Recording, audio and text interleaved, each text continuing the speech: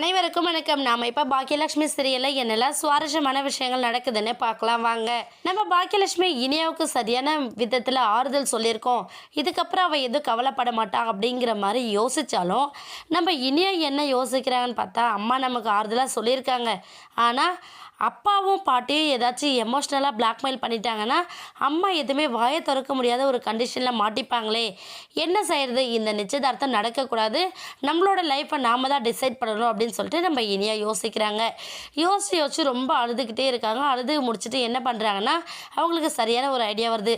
அம்மா இல்லை அப்பா இல்லை, யார் நினச்சாலும் தடுக்க முடியாதுன்னு நினைக்கிறாங்கல்ல, இதை நாம் தடுத்தாகணும் அப்படின்னு சொல்லிட்டு நம்ம இனியா யோசிச்சு என்ன பண்ணுறாங்கன்னா, போலீஸ்க்கு வந்து கால் பண்ணுறாங்க. கால் பண்ணதோ போலீஸ் பேசுகிறாங்க. உடனே இனியே என்ன பண்ணுறாங்கன்னா, எங்கள் வீட்டில் என்னோடய அப்பாவும் பாட்டியும் எனக்கு விருப்பம் இல்லாத கட்டாய கல்யாணம் பண்ணுறதுக்கான எல்லா ஏற்பாடும் பண்ணிக்கிட்டு இருக்காங்க.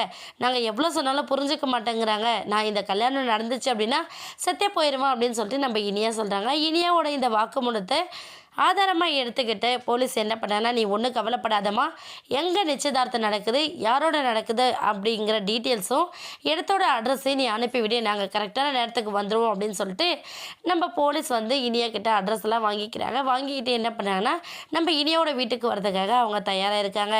இன்னொரு பக்கம் நம்ம பாக்கியா என்ன நினைக்கிறாங்கன்னா, இனியா கண்டிப்பாக ரெடியாக மாட்டா, அவ்வளோதான், நம்ம படிப்பில் கான்சன்ட்ரேட்டிவ் பண்ண சொல்லியிருக்கலாம் அப்படின்னு சொல்லிட்டு நம்ம பாக்கியா ரொம்ப நம்பிக்கையோடு இருக்கிற அந்த சமயத்தில் இனியா என்ன பண்ணுறாங்கன்னா, அவங்க பாட்டி அப்பா ஆசைப்படுற விதமாக அந்த அளவுக்கு பர்ஃபெக்டாக ரெடியாகி மேலேருந்து கீழே வராங்க. இனியா இப்படி ரெடியாகி வரதை பார்த்ததுமே நம்ம கோபிக்கும் ஈஸ்வரிக்கும் ரொம்பவே சந்தோஷம் ஆகிடுது. ஏன்னா நம்ம பேசுகிற பேச்சால் இனியா மொத்தமாக மாறி போயிருக்கா. இவளை நம்ம பக்கமே வச்சுருக்கணும், இந்த பாக்கியா பக்கம் விட்டோம் அப்படின்னா டோட்டலாக மனசை மாற்றிடுவா அப்படின்னு சொல்லிட்டு அவங்க ரெண்டு பேரும் பேசிக்கிறாங்க. ஆனால் நம்ம இனியா வந்து சரியான உள்குத்து வேலை ஒன்று பார்த்துருக்காங்க அப்படிங்கிறத இன்ஸ்பெக்டர் வந்ததுக்கப்புறம் தான் நம்ம கோபியும் ஈஸ்வரி தெரிஞ்சுக்க போகிறாங்க. இன்னொரு பக்கம் நம்ம பாக்கியா என்ன பண்ணுறாங்கன்னா, இனியா இப்படி வரதை பார்த்து ஒரு நிமிஷம் அப்படியே ஆடி போயிடுறாங்க. இனியா என்ன வேலை பண்ணிக்கிட்டு இருக்க? நான் தான் வீட்டில் நடக்கிற விஷயத்தை பற்றி நீ எதுவுமே தலையில் ஏற்றுக்காதுன்னு சொன்னல, இப்போ என்ன நீ ரெடியாகி வந்து நிற்கிற, உனக்கு என்ன கல்யாணத்தில் சம்மதமா அப்படிங்கிற மாதிரி நம்ம பாக்கியா கேட்குறாங்க. இனியா வந்து இல்லைம்மா நான் பார்த்துக்கிற விடுங்க அப்படிங்கிற மாதிரி நம்ம பாக்கியாவுக்கு சிக்னலை மட்டும் காட்டுறாங்க.